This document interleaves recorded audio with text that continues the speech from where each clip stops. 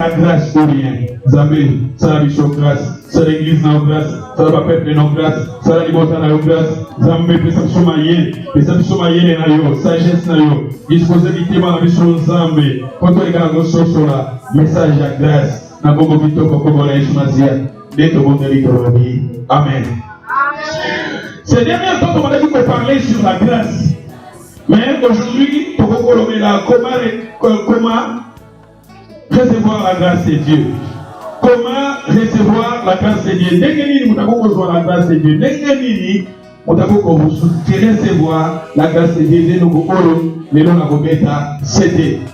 Mais quand les gens qui demandent qu'on parlait la grâce pour rien, vous le voyez que la Bible, l'évangile, c'est l'évangile de la grâce. Nous avons dans Israël, il y a une période où on a une période dans la loi. Avant, il y a une période où on a la conscience. Mais la période dans depuis Jésus-Christ, ça y a une période où on a une période de la grâce.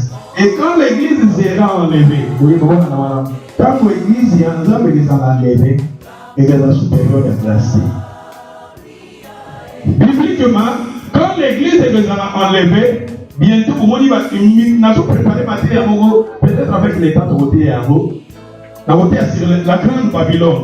La grande Babylone, on va parler au monde de l'Union européenne, on va aller manger, G20, on va aller tout ça. Nous sommes dans le monde et prophétiser.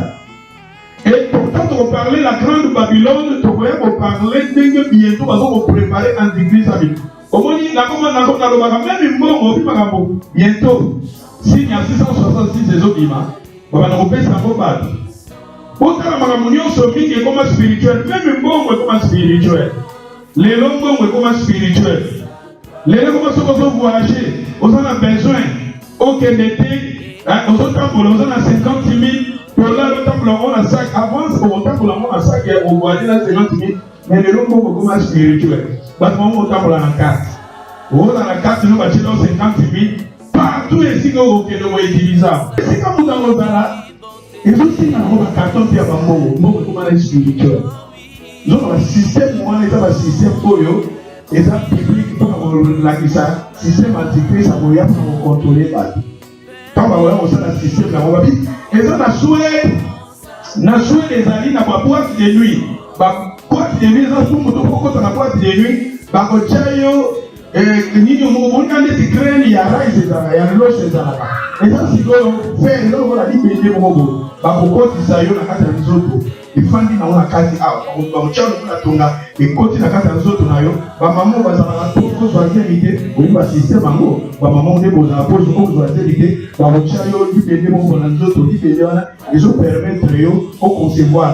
Mais si on va nini wana bakocha identité na yo kombo na yo na connaissance na yo adresse na yo siko fandaka bachango na kati eloko wana bachango sipeza lokola sim efami na kati ya nzoto siko soki yo ye na boîte de nuit on a besoin que baba na ko enregistrer yo na boîte de nuit bazo za révéler c'est-à-dire quand on le gana scan na bango le pa deka lo bani na ko ya shopper la ka pa ele ika pa c'est-à-dire kingandi akoti c'est-à-dire na boîte pourquoi on a un système pour la sécurité.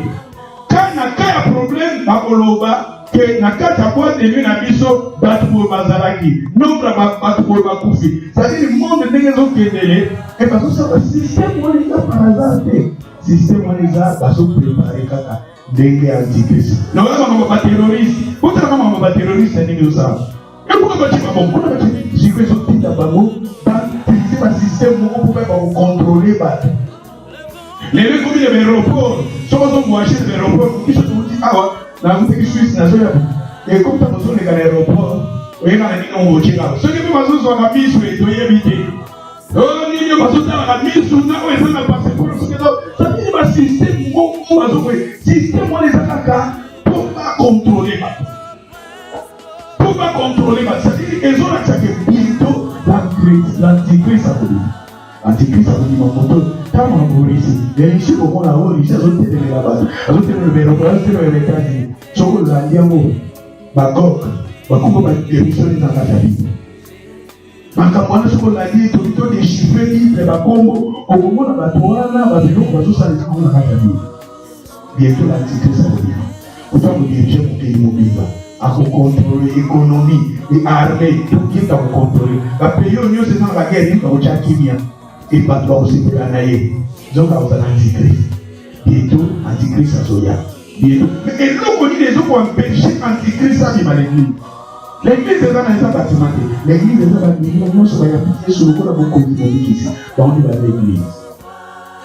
Bato nyonso na mitema na bango apesi mpo nzambe balibisi sur lokola mokoli mpe kobikisi bango nde baza église etango so ya trompete ekebeta balobi bango bakufa na yesu bakosekwa ebiso toza vivant tokochange nzoto tokola kokutana na yesu na likolo grâce mpe elongwa nango na période wana antikrist akobima baproblème ekezala na mokili akorésoudre après 3 ans et demi ya kimia akotia na mokili 3 ans et demi ketikala wana balosala baprokomaka bato kosala bakambo mingi na moment na église ezala enlevé eza souta ya grâce te bao bapriaka na bango na aventure bango bakotikala et la période lorsque grâce eza te parce que na grâce eza monabi na grâce wana besoin grâce na grâce nzambe okosala mabe lelo seni pa nzambe nzambe alibisi mais na période wana ntango grâce ekolongwa ekeza siko tension ya grâce te donc na moment oyo tozali eza moment ya grâce moment nde ya koprofite moment nde ya kokangama na nzambe moment yango tokiki la grâce pour rien tobi période oyo toza eza période ya grâce nalobaki kaka nalobaki na période ya loi bana israele ebele bakufaki na désert babimaki ebele na Egypte ntango bazotambola loi ezalaki makasi mibeko ezalaki makasi bakokanga mibeko balandi mibeko bandeko baso bazwi mutu bona likambo so bali baboma yo baboma yo bazwi mutu bwasali erreur boso bali baboma yo baboma yo c'est-à-dire so bali bana pino mabanga wana ezalaki loi ezalaki makasi mais Jésus-Christ il a même la mission loi Jésus-Christ a même la mission la grâce. Alléluia. Tout dans Jean chapitre 1 verset 11. Mettez-vous debout tout en rapidement. Les lots vraiment dans le gâteau avancé. Jean chapitre 1 verset 11. Elle est venue chez le sien, et le sien ne l'ont point reçu. Mais à tous ceux qui l'ont reçu, à ceux qui croient à son nom, elle a donné le pouvoir de devenir enfants de Dieu, lesquels sont nés, non du sang, ni de la volonté de la chair, ni de la volonté de l'homme, mais de Dieu. Et la parole a été faite chair, et elle a habité parmi nous, pleine de grâce et de vérité. Et nous avons contemplé sa gloire, une gloire comme la gloire du Fils unique venu du Père. Jean lui a rendu témoignage, et c'est écrit, c'est lui dont j'ai dit, c'est lui qui vient après moi, m'a précédé car il était avec moi. Et nous avons tous reçu de sa plénitude et grâce pour grâce, car la loi a été donnée par Moïse, la grâce et la vérité sont venues par Jésus-Christ. Come on, mettez là le word of God. Alors, Ayaki est venu chez le ciel et le ciel ne l'ont point reçu. Mais à tous ceux qui l'ont reçu, à ceux qui croient à son nom, elle a donné le pouvoir de devenir enfant de Dieu. Tout le monde, biso ta grâce ndenge zaka. Mutakoko soit grâce ndenge nini? Comment mutakoko soit la grâce de Dieu? Comment tu peux recevoir la grâce de Dieu? En croyant en Jésus-Christ. Balobi ayaki et pas na bango. Bango ba bandima qui était. C'est-à-dire ba juif ba bandima qui était ba rejeter Jésus-Christ parce qu'il faut tout yeba na mokilio ya se. Tango ba na selon ba prophétie biblique, to ça kana biso ba païen tout ça. L'église est là. Petit Israël est là. Ils ont 3 choses. Oui, ils sont très importants. Tant qu'ils ont parlé, ba juif baza, ba juif Jésus-Christ ça moyuna. Bango Zamba la promesse na Abraham. bango bayuda ya musuni bango ne bapayen eza biso bapayen na monde babenga biso bagrec biso toza bapayen et l'église eza siko bato oyo ozala moyuda ozala mopakano oyo ndimeli yesu nde babengi yo l'église. balobi baoyo nyonso bandimaki nani bandimaki yesu baoyo nyonso bandimaki ye bapesaki bango makoki ya kosala nani ya kobengama bana ya nzambe. À ceux qui ont reçu Jésus comme Seigneur et Sauveur, c'est Jésus-Christ qui est la grâce de Dieu. Oyo nyonso bandimi ye bapesi bango makoki ya kobengama bana ya nzambe. Yoka 13 balobi lesquels sont nés ni du sang, ni de la volonté de la chair, ni de la volonté de l'homme, mais de qui? De Dieu. Bangona, babotami te na makila. Babotami te na makila sairi. Mutu nyonso azobotama na mokili aza na makila. Babotami te na volonté ya chair. Volonté ya chair eza ndenge biso. Tokotaka bana na kokosi mwana na yo. Obi mwana na nga osali plani ngiloli. Nde nazongana botamo. Eza volonté ya chair.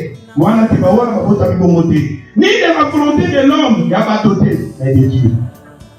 Baoyo babotami, baoyo nyonso bandimi Yesu. Lokola mokolosi mobiki ici. Babengi bango bana na Nzambe. Totobaki bana na Nzambe. Tokomaka yango. On devient un enfant de Dieu. Quand nous sommes nés, nous ne sommes pas nés en tant qu'un enfant de Dieu. Nous devenions des enfants de Dieu. Tokotama bana na Nzambe te, ye tokomaka. Tokomaka bana na Nzambe au moment où toyabi Yesu. Lokola mokonzi parce que Yesu wana nde yende sa grâce. Yokande balobi na 14. Car la parole a été faite chair et elle habitait parmi nous, plein de grâce et de gloire. La parole a été faite chair, elle habitait parmi nous, plein de grâce. Et cette parole-là, c'était la grâce. Et la parole, c'était Jésus. La Bible nous dit qu'au commencement était la parole était avec Dieu. La parole était Dieu. Elle était avec Dieu au commencement. Et cette parole-là, elle a attaqué une autre. Et la parole a été faite chair. Faite chair, il a attaqué une autre. Il a envoyé à Jésus. Elle habitait parmi nous. Elle a dit qu'il y a plein de grâce et de vérité. Et nous avons contemplé sa gloire. Une gloire comme la gloire du Fils unique venant du Père. Il va parler dans la 15. Jean lui a rendu témoignage.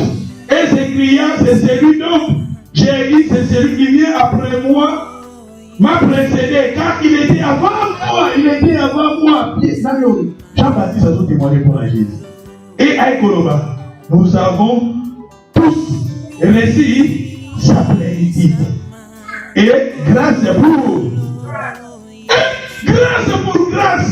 Jésus, si tu veux la grâce de Dieu, première condition, il faut avoir Jésus dans ta vie. Oyabaishwa. Kongo ya vita. Grâce à notre batuki maintenant musika tukomona. Mututa kokumi grâce de famille kati na yo. Okoma pina kubanga nzambe. Okoma pina kafia kutamula kubanga nzambe. Grâce oyo, bato ba nyonso. Yesu wana zalaki grâce pour grâce. La yomani la discipline car la loi a été donnée par vous. La loi. Loi ezalaki makasi. Loi ezalaki sévère. On est dans la Mibeko. Ce qui Mibeko est logique, même le président de la République, on est dans la France, Nicolas Sarkozy, ou bien François Mitterrand, Chirac. Le gars qui va venir à la côte, va venir au Samba, les gens, tout le monde, tout le monde, c'est lui qui tout le monde, pour la loi sur n'importe qui, et au salaire qui m'a fait, c'est une loi. N'attends pas qu'à la seconde année, va te payer, va commencer à la loi. Mipeko no mipo e bakangio babumio. La loi a été donnée par Moïse, mais la grâce et la vérité sont venues par qui? Jésus. Je veux dire que la grâce n'a pas sa grâce. Première condition, il faut Jésus. Jésus-Christ. Évangile, il y a entre évangile, nous présentons aux gens l'évangile de la grâce. La grâce, c'est pour cela que nous avons dit mais Peter Nyonso, Bazoloba, et la grâce, et sur la grâce. Il va entendre que tous les autres, et ça, il va la grâce.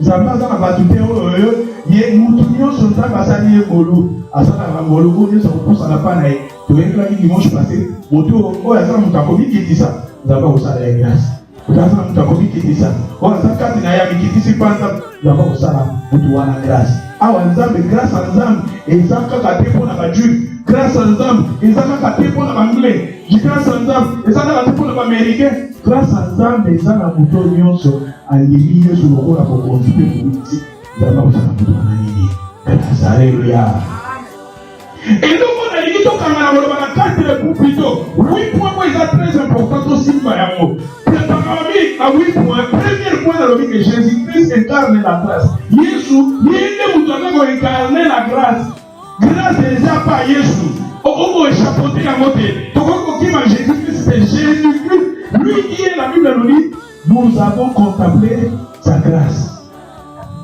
plénitude grâce c'est une grâce. La loi a été donnée par Moïse, mais la grâce est venue par Jésus. Pourquoi Jésus-Christ c'était la grâce? La grâce dans la Bible, si quelqu'un a venu dans la salle de grâce, à cause de mon continent, d'abord Christ. Et le côté de homosexuel, homosexuel, si vous avez un présenté, vous venez vous minimiser par quelque part, par votre champ de besoin. Est-ce que homosexuel, les a vraiment la Bible qui met ça solo, les a bien fait. Mais les autres tellement de haut, dans 4 écoles, bien dans l'université, bien dans le tellement homosexuel, bah, au Canada, au Québec. Bah, tu veux le dire, mon compte, ta vie est bien, homosexuel, les habits, tout ça, bon. Mais est-ce que les hommes, ils ont un macabois? Est-ce que les hommes, ils ont un macabois?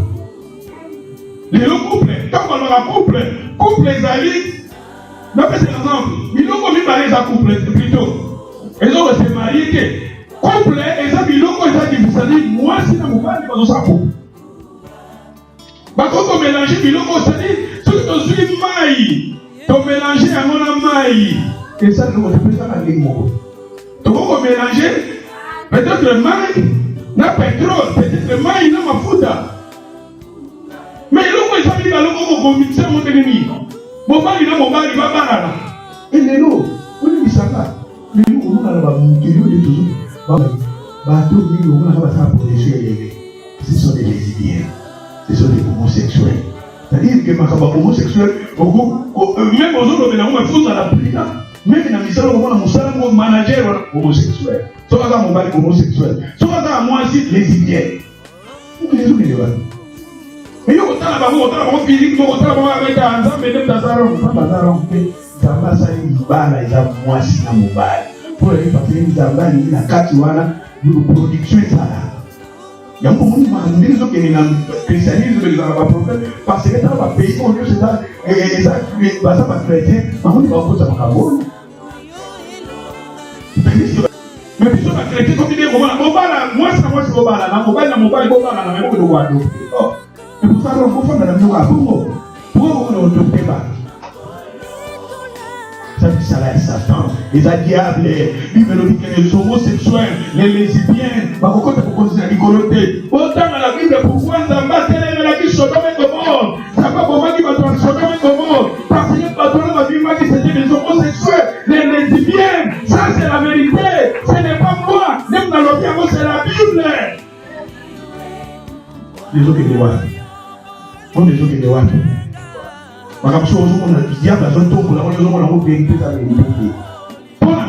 Jésus-Christ est le chemin, la vérité et la vie. La grâce de Dieu. Celui qui veut la grâce de Dieu, la grâce de Dieu. Et ça, c'est la Jésus Massia. Mouton Nyoso, Animi Yesu, Mouton Nyoso, Akutani na Yesu, Mouton Nyoso, Ayami Yesu. Zambe nous doit la grâce. La grâce est venue par Jésus. La grâce nous a battu à ma bien. La grâce nous a battu à la grâce nous a battu à condamner. Mais la grâce de Dieu est justifiée. Grâce nous a justifié à la monde. Alléluia. Dans le premier point, dans la vie de Jésus-Christ, il est né à sa grâce. Il incarne, Jésus, il incarne la grâce. Tout dans Actes chapitre 14, verset 3.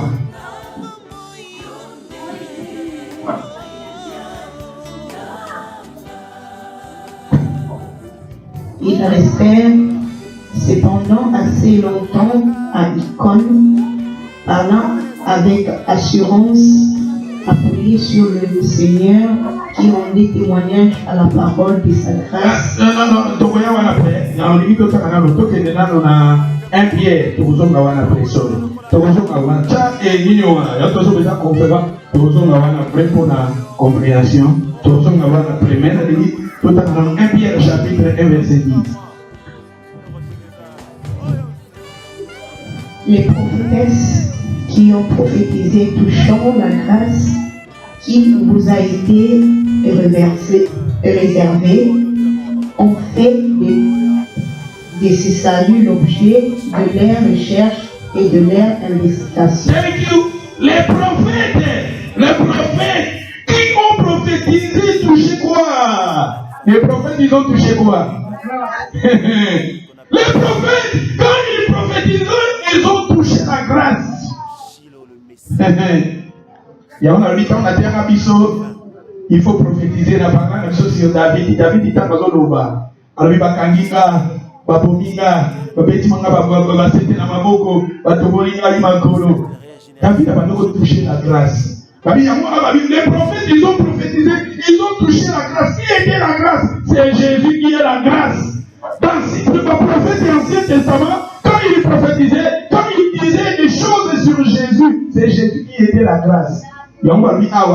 Quand les prophètes ils ont prophétisé toucher la grâce qui vous a été réservée. C'est Jésus. Et c'est Jésus là. On fait de ces saluts l'objet de leur recherche. Jésus recherche na bango sérieux. Est-ce que nani wana Bible lobile nani wana prophète balobelaki na Bible nani wana David balobaki bakoponi makolo batongoli maboko nani wana Esaïe alobaki nani wana Osée alobaki ba prophète ebele na Bible babaleki ko parler. Mépriser, châtier, abandonner les hommes, humilier et aller dans l'eau. C'est Jésus-Christ qui est la grâce. La grâce, c'est ça, pas Jésus. Jésus-Christ, c'est lui qui est le chef. Dans le siècle old, Banzera peut combien péler. Non, pour que les pas jamais, ils n'ont pas Jésus. Parce que papa il va papa, on a pas dans la terre il va papa, il va pas, la pierre à sa première part. Il va papa. C'est-à-dire il va honorer ma sœur, oh ma sœur qui va me, oh ma sœur qui n'a pas moi Calama, ma Paul, ma Pierre, ma Thomas, ma Monion, même ma Marie, il va honorer ma mot.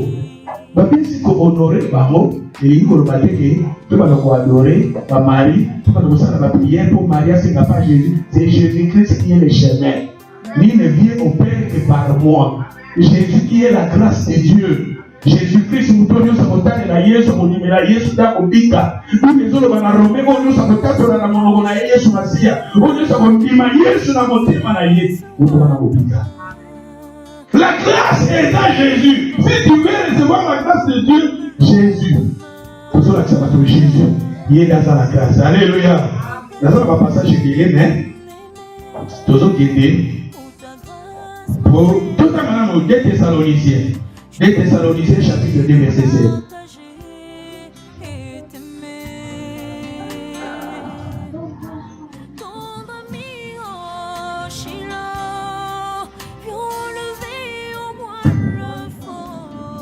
Et notre Seigneur Jésus-Christ lui-même est Dieu, notre Père, qui nous a aimés et qui nous a donné par sa grâce une consolation éternelle et une bonne espérance. Thank you. Que notre Seigneur Jésus-Christ lui-même est Dieu, notre Père, qui nous a aimés, notre Père qui nous a aimés et qui nous a donné quoi? Donné quoi? Qui nous a donné sa grâce, une consolation et une bonne. La consolation éternelle, c'est qui? C'est Jésus. Une bonne espérance, c'est quoi? C'est Jésus. Pour ça, la bonne espérance, Mais tous les morts en Christ, ils ressusciteront. Puis sont les chrétiens de pouvoir rater. Les sons de la trompette va sonner et nous les chrétiens. Et bonne espérance, c'est Jésus.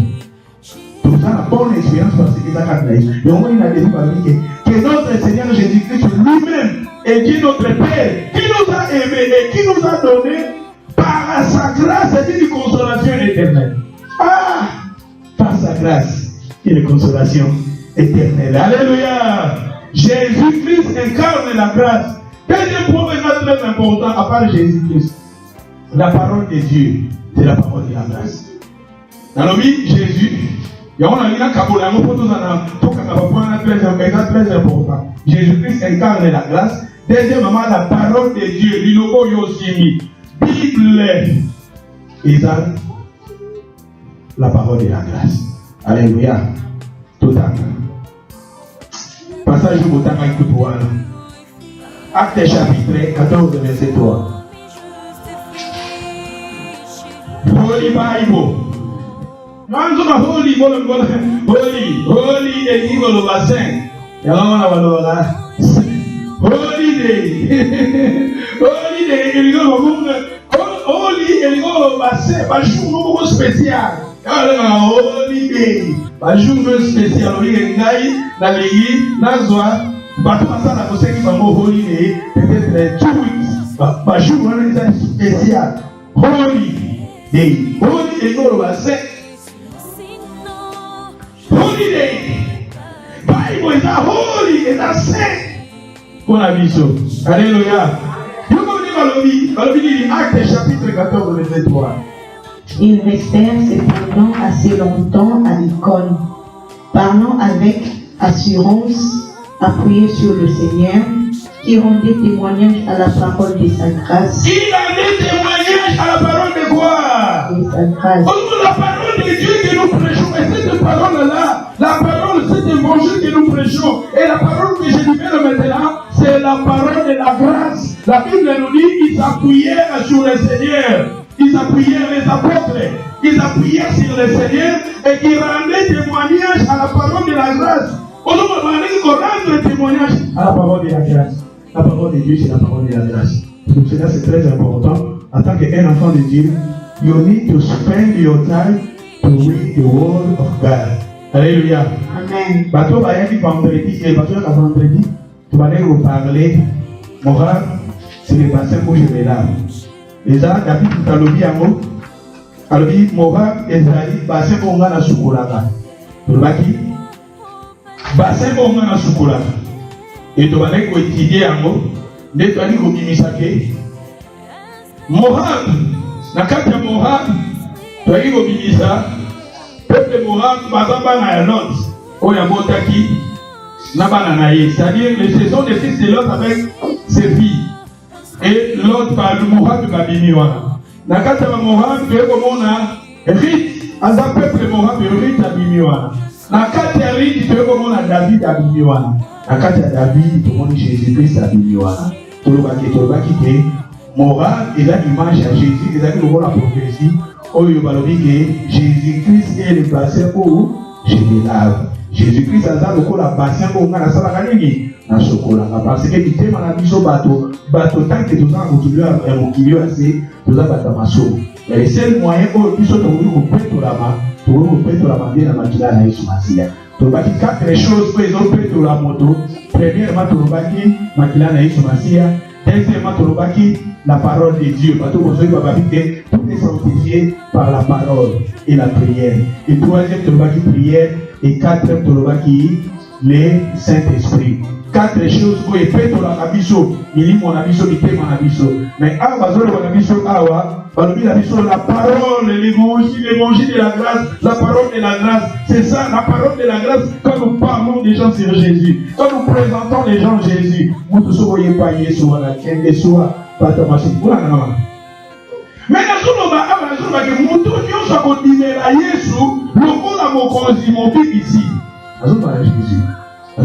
sommes Jésus.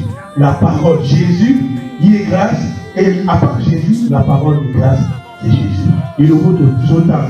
lilobo tozota mutu même ici ozalaka ndoki ozalaka sorcier ozalaka vraiment bakwaka yo na mokili mais soko ye pa nzambe olingeli yesu masiye nzambe akolekisa basukuna mpe nzambe akolekisi alleluya yango nalobi même bamokutu wana ngai nabi témoignage na nayebi te ndenge nini ye akufelaki te mais soki ezali na bato bayambisaki ye yesu lokola mokonzi mobikisi nzambe otala so mabe na ye te nzambe akobikisa yango eza très important yango tolobaka na exemple mosusu eza moto komona yo oza na mobali na ozwi zemi lokolaka zemi yango lokolaka zemi yoko olokola zemi ozoyeba te olongoli zemi okufi mais ye jour ya kotikala ye mobali wana atikali na période wana azalaka na ye abongoli motema yo oke pamba ye kuna abongoli nde motema.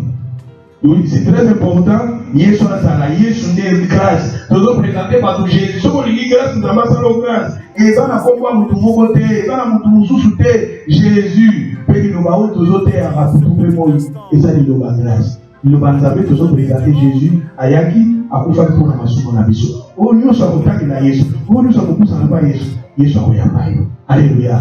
Nzambe papa akoyamba yo. Donc la parole, l'évangile que nous prêchons, c'est l'évangile de Totanga balobini awa na acte 20 verset 32.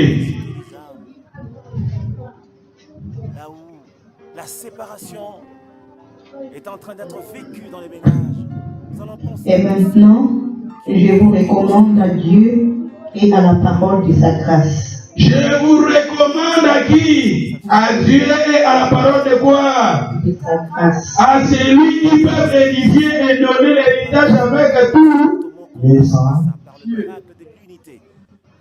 Je vous recommande à Dieu et à la parole de grâce. La parole que nous lisons, c'est la parole de grâce.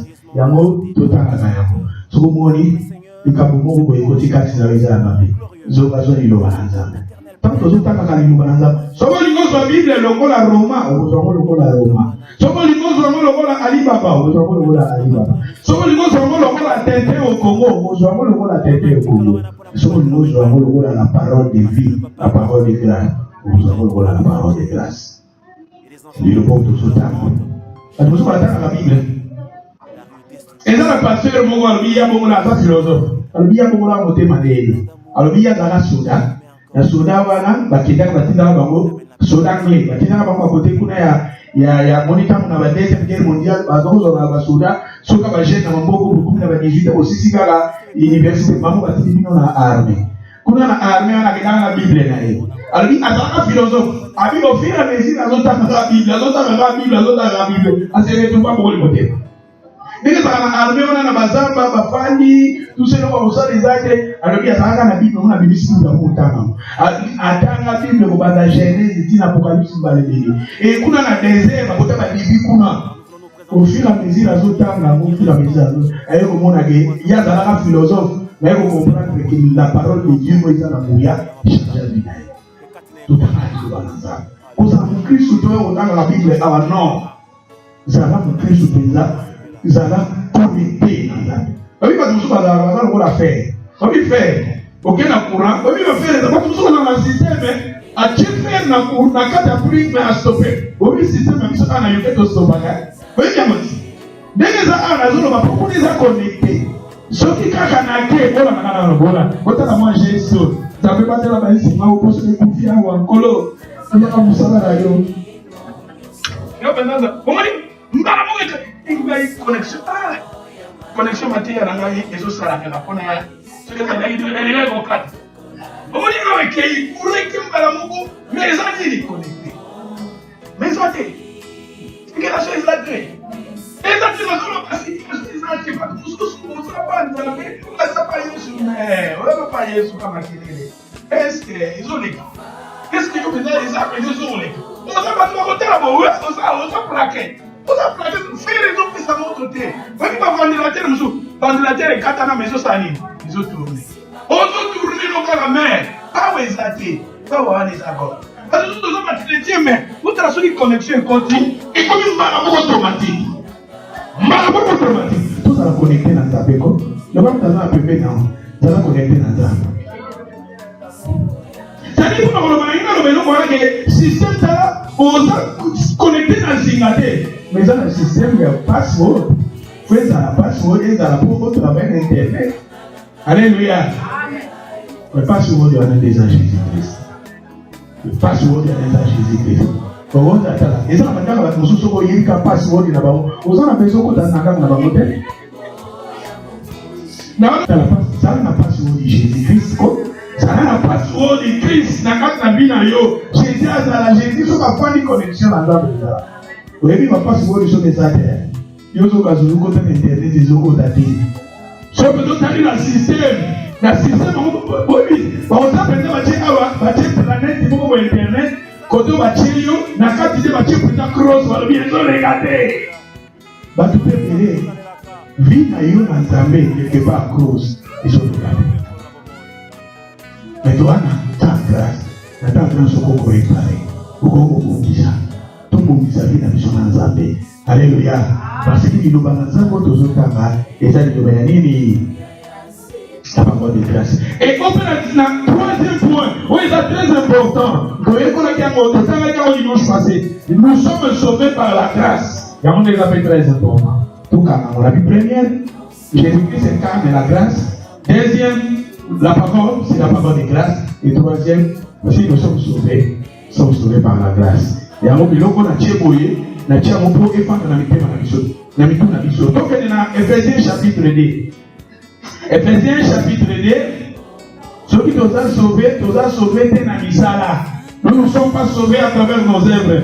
Si nous sommes sauvés par la grâce. Regardez Balobi. C'est ça.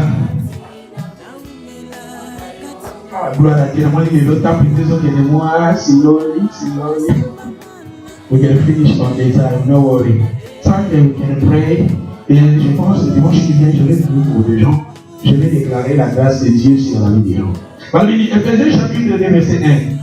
Vous étiez morts par vos offenses et par vos péchés. Vous étiez morts par vos offenses et par vos péchés, dans lesquels vous marchez autrefois selon les traits de ce monde, selon les princes de la puissance de l'air, et l'esprit qui agit maintenant dans le fils de la rébellion.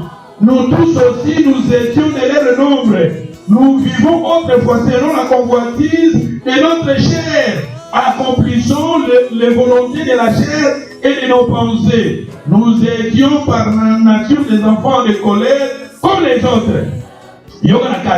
Mais Dieu, qui est riche en miséricorde, à cause du grand quoi, du grand amour, donc il nous a aimés. Zambe bolingo, Zambe abolingo. Zambe abolingo à cause du grand amour.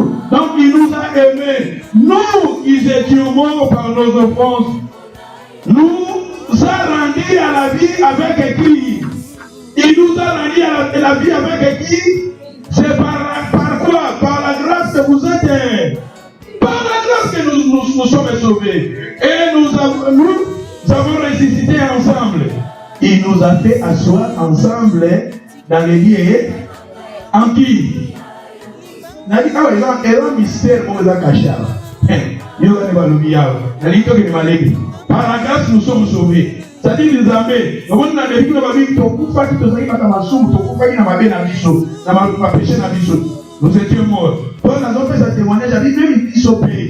Nous allons quitter là, il nous repère Paul, nous allons quitter mon conflit. Vous avez la parole dimanche passé, nous allons quitter Paul, nous allons quitter parmi les bateaux, on va aller au persécuter l'église.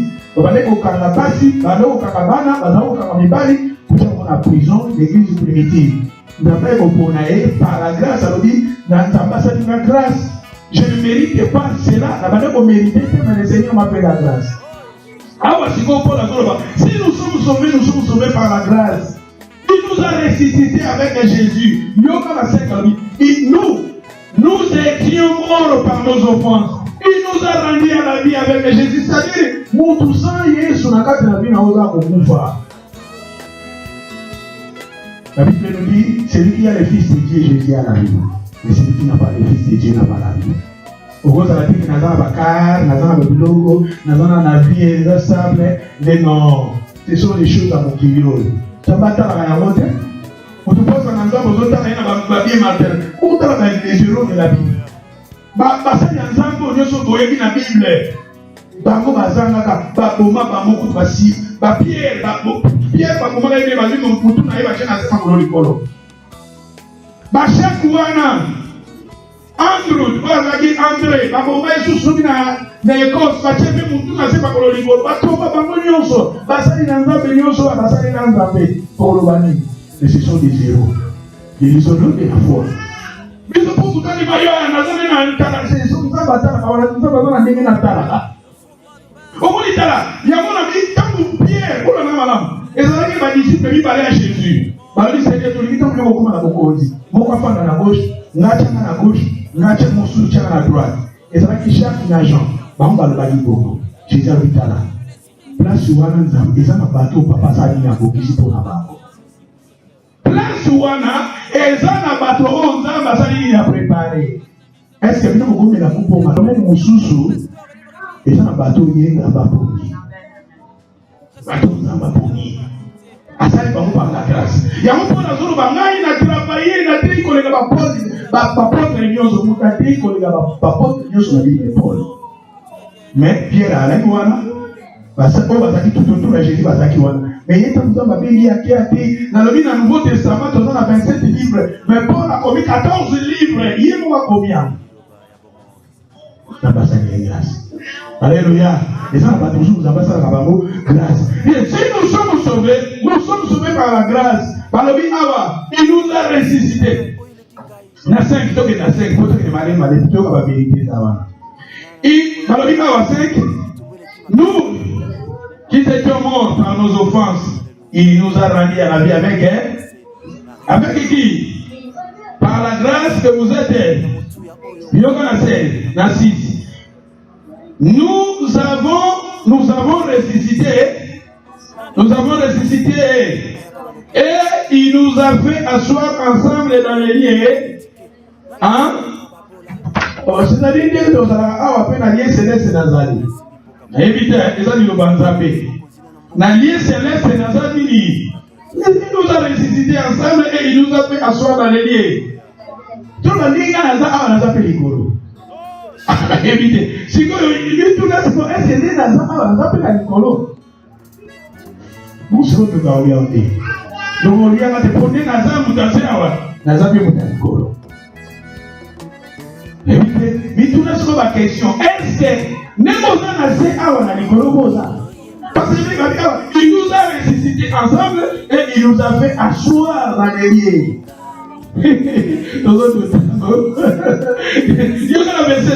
Afin de montrer dans le siècle à venir l'infinie richesse de sa gloire, de sa grâce par sa bonté envers nous en Jésus. Il y a le verset 8. Car c'est par la grâce que vous êtes, par le moyen de la. Et cela ne vient pas de. C'est le quoi? Et après, par le c'est le point par les œuvres afin que personne ne soit. Nous sommes ressuscités. Nous sommes assis dans l'église céleste. Mais bien qu'on conclut par la foi. Et ça, c'est des choses de la foi. Les amis, il y a la foi. Les amis, il y a la grâce. C'est-à-dire qu'il faut dire que nous avons mais place n'a pas besoin de se soigner. Nous soyons osala kama bete poso baye moluka mo mona ngate naza muto bina neza awa na se mais naza sur la place wapi babi c'est la foi. Ce sont des choses de la foi et cela ne vient pas de vous. Cela ne vient pas de vous. Tout le monde a mené à la main. Un jour on a dit à Rabbi Shopatia malobi que Jésus peut botama basaki na Nzambe na Ancien Testament balobi kinga kobotama bakanisaki kinga mo botama nde bobita momondia maboteki mwana ne ya liboso a William aboti badocteur wana ce sont des spécialistes mwana wana okomona basi badocteur mo peza na lukia peza baza peza badocteur mo peza bana expérience hôpital moko boye okota hôpital na biso te akokota hôpital mo peza ozo peza ya classe. Par contre, batambo ba niveau na bango ils ont na bon ça va mais par contre batambo ba question mutabibi na collège oyo aza mutabo mutabibi na classe boy aza mutabo muta baye bani baba moko ba bango Donc, et quand on va filmer, c'est ça, l'archive n'a pas plus tard. Mais l'autre, on a Israël, on va parler de Victoria. Queen Victoria. Queen Victoria, Queen Amoko. Le moment où on a Victoria, Victoria est la maman Elisabeth, c'est une maman là. C'est pas dit, quand on a l'archive n'a pas et pourtant Jésus n'a pas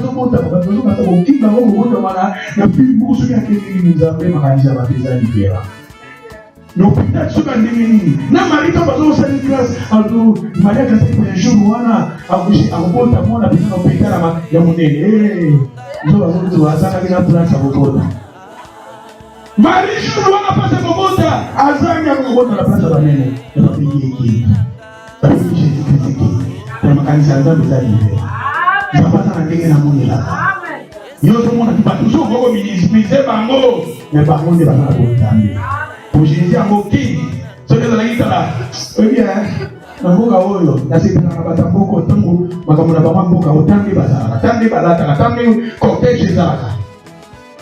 Mais Jésus a voté dans le cortège, a fait une adresse de l'homme. Cortège n'a pas fait, voté la sécurité n'a pas même la bamboule, les Zara, au début, à la télé. Le rabbi n'a pas moment, la bange va venir pour le quitter. La soulouane, la bange va quitter. Tanzania n'est pas mon élan. Les choses que j'ai dit, nous sommes repoussés à mon maître, c'est comme ça. Zambana ndenge na monina. Zambana batuna sala la grâce. Alléluia. Et on a dit, tout dimanche, il m'a aidé comme ça, par la grâce, on s'est sauvé. Quand il va nous utiliser de là pour se rendre à la fin de la vente de Macabou, et il voit un kiosque dans la police. Oh, vous avez déjà dit ça. Quand il va nous embêter dans la joie, quand il va nous embêter, si tu ne sois pas dans les mises en maille, ma belle n'a pas de la grève, on y va nous embêter. Où les lois disent, mais il n'y a pas de ça. L'évangile de la condamnation, tout le monde a l'évangile de la grâce. Pour la journée, parce que tout le monde a mérité, parce que j'ai persécuté l'église. J'ai persécuté l'église de Jésus. Si nous sommes sauvés, si Jésus est sauvé, c'est par la grâce. Ça fait la grâce. La grâce à nous, ça permanent. Donc, grâce à nous, les arabes sauvés, on connaît l'église et les arabes. Tant que nous sommes mis en grâce, nous sommes à reconnaître ma belle à Mikitisi, à appuyer sur le roi de mon conseil à ce moment. Alléluia. Yokane Bazoloba.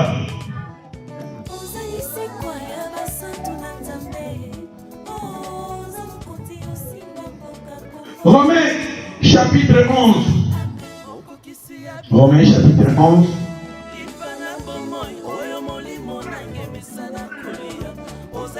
Mais avant tout dans Romains 11, tout qu'il est dans Romains 3, tout qu'il est dans Romains 11, mais tout qu'il est dans Romains 3. Romains 3, verset 23. Barbini. Car tous ont péché et sont privés de la gloire de Dieu. Et ils sont gratuitement justifiés par sa grâce, par le moyen de la rédemption qui est en Jésus-Christ.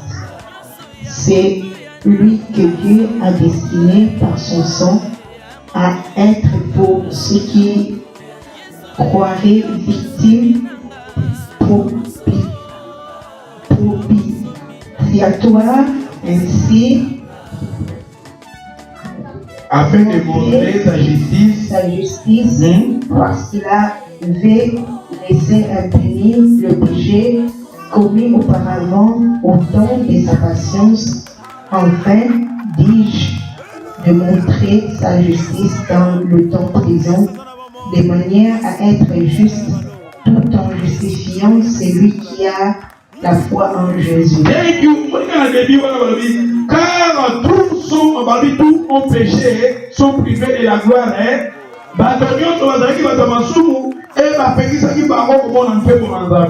Mais ils ont gratuitement justifié. Ils ont gratuitement justifié par quoi? Par sa grâce, par les moyens de la rédemption qui est en Jésus-Christ. Par les moyens de la rédemption qui est en Jésus-Christ, c'est-à-dire et dès que Jésus a Moufaki, dès que Jésus a Moufaki, Il y a une rédemption. Jésus a confié à son de biseau. Si nous sommes sauvés par la grâce. Parce que tout va tout bien se ils ont gratuitement justifié par la grâce. Il y a des exemples. Il y a des exemples de ma voiture. Au commis à la frigo. Il y a des exemples de la frigo. Au privé, à mon tour, attends, au privé, va faire voiture, mon soya, mon voiture, one, yoko, tout voiture, balouki, et voiture suivante.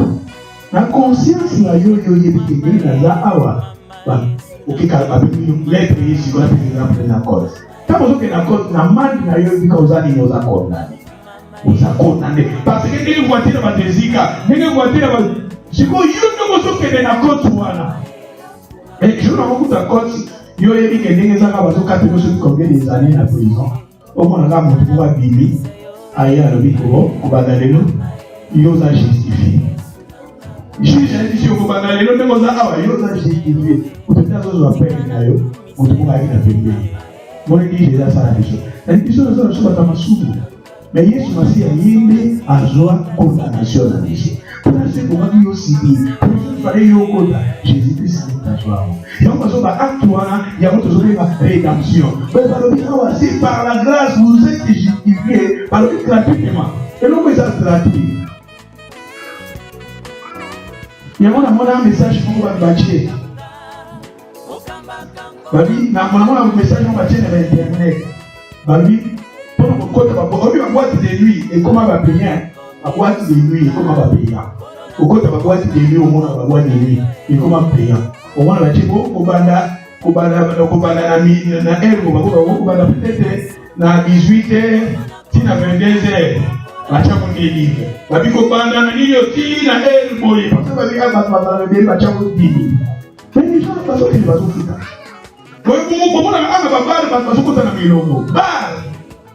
Boisson ni batana na mboko boisson za cher. Bato ba melaga onzambe. Bato ba melaga bazin. Ba dépenser que on va peut-être il y a visiblement 30 livres la semaine. Ensuite on va rester là. Nous sommes là pas de rester là il y a 24 bien. Parce que nous sommes dans la choupe, nous avons mis la gloire peut-être va belé. Ma femme nous a dit qu'on va milanguer à Cola. Un soupi à belé dans la catane. Qu'il soit au monde bien, cigarette, c'est very expensive. Même dans la cigarette, c'est une cigarette qui. Pourquoi va venir ma tchak à vos péchés pour la bâtir dans la boutique? Gouvernement est déjà ma paix, mais dans les déjà ma paix, on va la tchak au cher. Peut-être la chair, voilà, va doit bien payé. Boîte payée. Cigarette payée. Et l'évangile, c'est gratuit.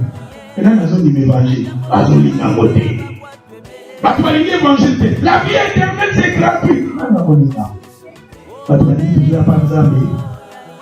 Les temps de Zali, au bout de la maladie, il n'y a pas de temps à son année.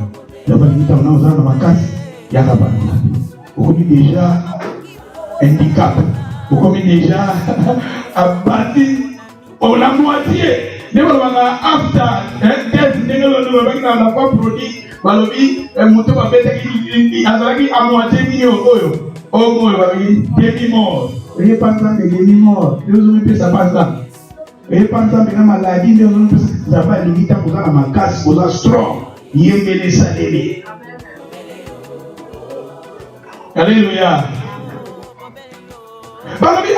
Vous êtes sauvés par la grâce et gratuite. Et ça, vous touchez le côté gratuit. Même temps, vous autres, la grâce. Mais si vous avez un ça, c'est anniversaire à passer à 45 ans. Vraiment, la batte ou baroya. N'habitez tout ça qui c'est anniversaire. Na kama babengi ngai eh pasteur tout ça c'est anniversaire de mariage na yo vous prenez une présentation invitation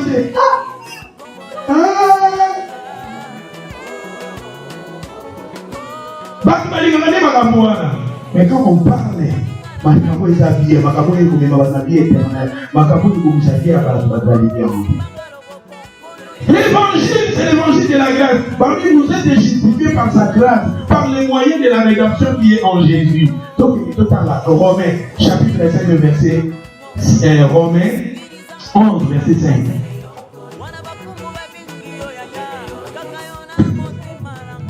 De même aussi, dans le temps présent, il y a un reste selon l'élection de la grâce. Hey!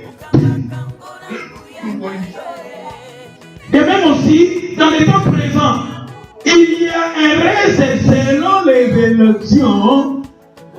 L'élection. Or, si c'est par la grâce, on appelle si terme la grâce pour rien. Mais on a peut avancer à vous ça, l'élection de la grâce. Élection de la grâce. Oui, l'élection de la grâce, c'est que ça là-bas. Et ça va pour la Ganaïe. Nancy, vous avez 3-4, il y a des paponi. Vous faites le moment de paponi. C'est-à-dire, si vous avez des batailles à Souka, il faut aller à Maï. Vous dites à Israël et Saoul, na Saoul. Jacob, n'a pas gonaï. Zambatali, appelé Jacob. Élection de la grâce. Élection. Vous voyez, élection, la carte d'élection de nos élus. Nous sommes on va prendre Aza Eli, la carte d'élection. C'est-à-dire que nous avons à 3-4 personnes à Poli Mogo. Jacob n'a et Saoul de Gonaïe. Nous avons bataillé l'élection de la grâce. À Poli Jacob. Nous avons passé à l'élection. Tout ce qui est lié par la grâce. Alors, ça a fait à l'Imakibiso. Parce que vendredi, dans la semaine, il faut, nous avons la Jérémie. Après, nous sommes à la maman pour la guillaume. Et la Jérémie, on a perdu. Et quand on a dit passage pour vendredi, nous avons dit qu'il faut, nous avons cette alliance à Ponakibiso. C'est-à-dire que tout ça, ah, tu peux imaginer tous ces étudiants qui sont à la boîte des mains. Les deux à la boîte des mains. Les deux à la quête pour vous. Les deux à l'association à la Mateke. Les deux à l'association à la Ngaba. Les deux à l'association à la Matamatani. Oh, il y a Bana, Kulungongo, oh, il y a Bana, il y a Kikuiti, oh, il y a Nzambe. À ça, il est grâce. Pour vous, dans le monde, tous les l'évangile de la grâce. Par la grâce. Par la mission de la mission. Parce que nous avons ça, il par la grâce, la grâce, il y a mérité, au sein de forté. Il y a poni au poids poni. Il y a moi et mon enfant de la grâce de la vie d'Abbé. Merci pour bénir. Pour ça, dans la société, je suis joyeux. Et dans ça, il y a un jour, nous avons cette grâce, voilà. La vie de la société, c'est un malin. Dans la fière, c'est un travail pour un travail là-bas. Même quand tu vas dire que tu as besoin de faire du maman, il y a eu maman. Il y a des mamans. Oui, ça qui est ça, il a été fidèle. Dans la vie, on a un ami qui est là. Zambé a ça la grâce. Ça fait ça fait grâce. Ça fait ça fait plus à donner. Batouper ma papa. Où tu vas voir tout est fait.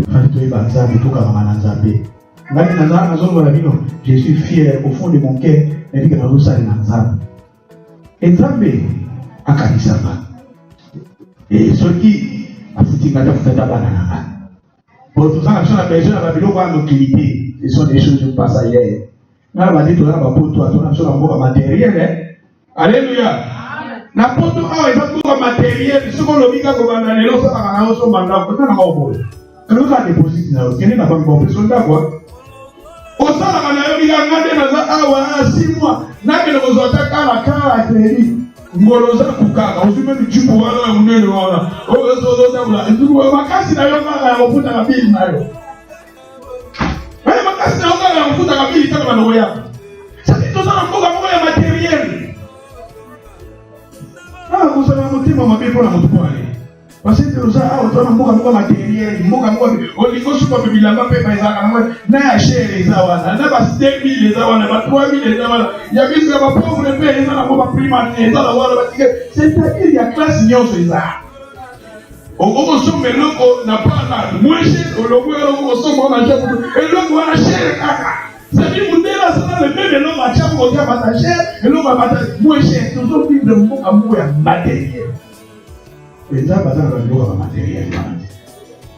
C'est un mot passager. Les gens pour la vie sauvage.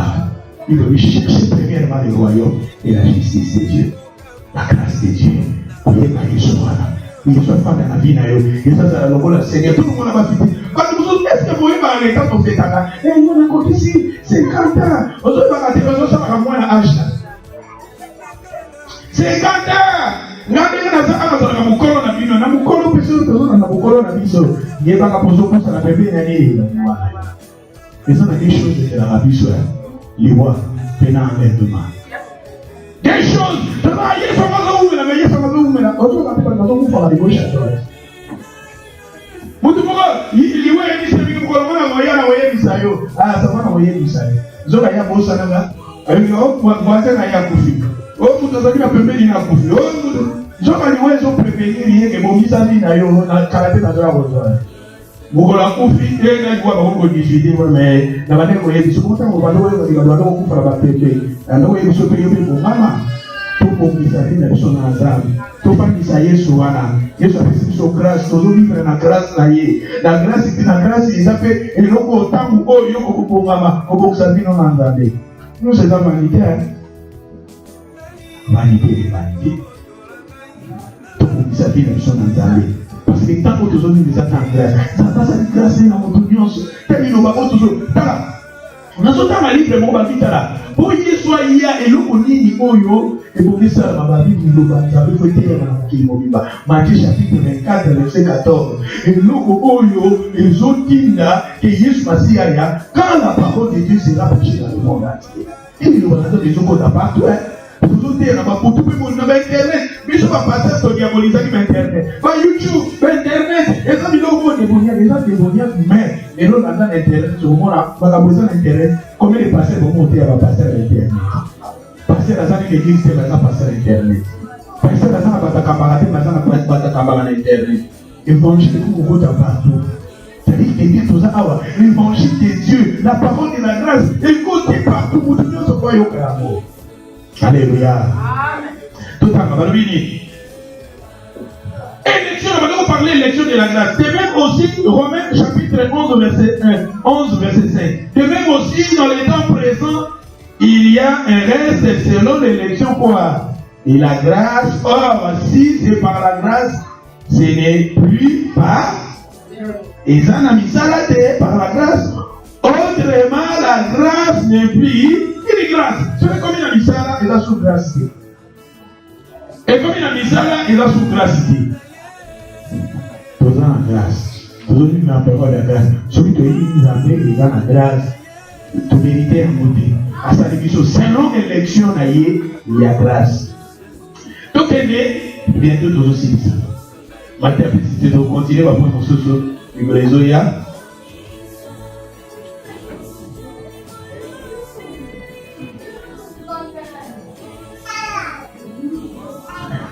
Colossiens chapitre 1 verset 12. Christ nous a délivrés de la domination de Satan. Colossiens chapitre 1. Quand nous sommes sauvés par la grâce, nous avons parlé de la point. Oh, et ça très important à niveau Kamelanga. Jésus incarne la grâce. La parole, c'est la parole de grâce. Nous sommes sauvés. Troisième point, nous sommes sauvés par la grâce. Après, nous sommes sauvés pour l'amour. Colossiens chapitre 1 verset 12. Balmini.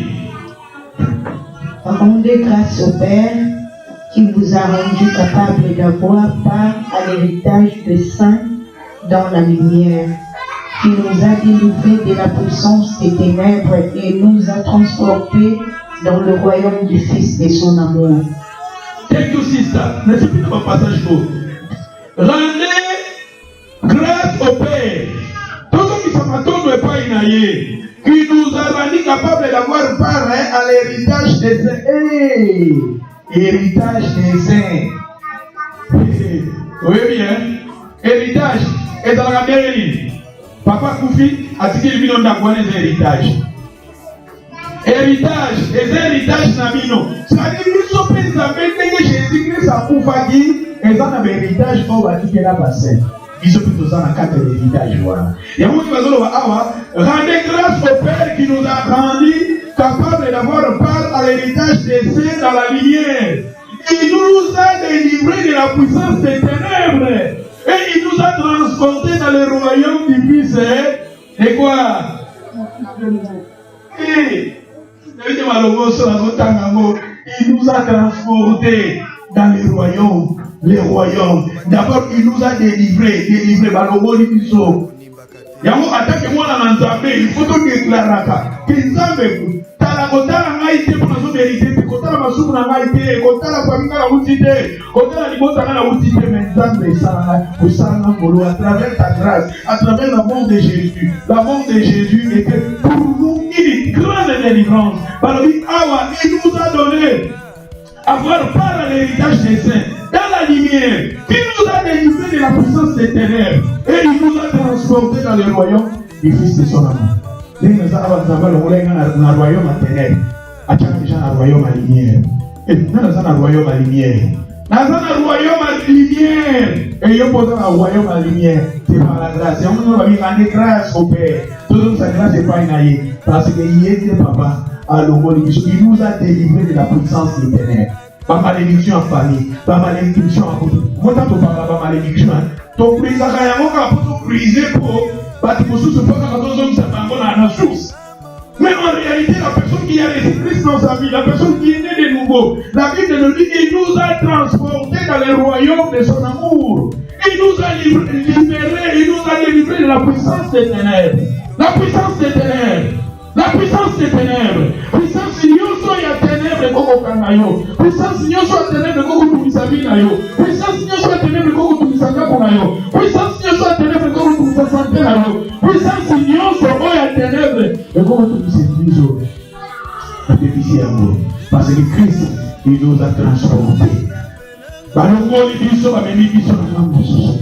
Balongoli yo ba memi na ngamoso. Balongoli yo na royaume à ténèbres ba memi na royaume à lumière. Nous sommes dans le royaume de la lumière. Ta vie est dans le royaume de la lumière. Ta santé est dans le royaume de la lumière. Tes enfants sont dans le royaume de la lumière. Ta future est dans le royaume de la lumière. Nous sommes dans le royaume de quoi? Faut te confesser à ta amour. Tout dans Colossiens 2:13. Sorry. Nous c'est ça.